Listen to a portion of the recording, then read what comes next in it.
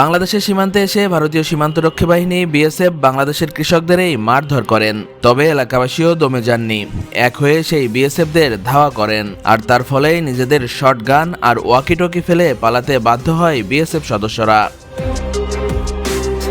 ঘটনাটি ঘটেছে লালমনিরহাট জেলার হাতীবান্ধা সীমান্তে। মঙ্গলবার বিকেল 4টার দিকে হাতীবান্ধা উপজেলার গোতামারি ইউনিয়নের বনচৌকি আমঝোল সীমান্তের 907 নম্বর মেইন পিলার এলাকায় ঘটে এই ঘটনা।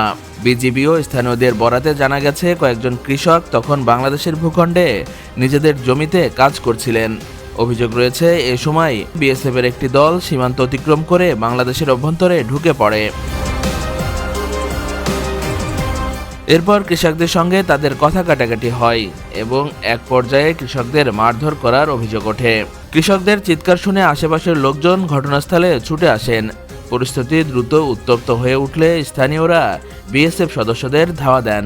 এরপরই ঘটে চাঞ্চল্যকর ঘটনা।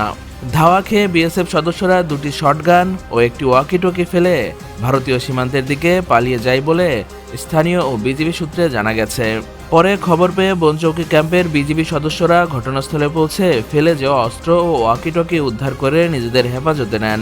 ঘটনার পর বিজিবি 15 ব্যাটালিয়নের অধিনায়ক লেফটেন্যান্ট কর্নেল মেহেদি ইমাম ঘটনাস্থল পরিদর্শন করেন। তিনি জানিয়েছেন, বিষয়টি নিয়ে বিএসএফের সঙ্গে আলোচনা চলছে। ঘটনার প্রতিবাদ ও সুষ্ঠু সমাধানের জন্য অধিনায়ক পর্যায়ে পতাকা বৈঠকের আহ্বান জানানো হয়েছে। তবে সীমান্তের এই ঘটনায় স্থানীয়দের মধ্যে উত্তেজনা তৈরি হয়েছে। পরিস্থিতি নিয়ন্ত্রণে এলাকায় বিজিবি টহলও জোরদার করা হয়েছে।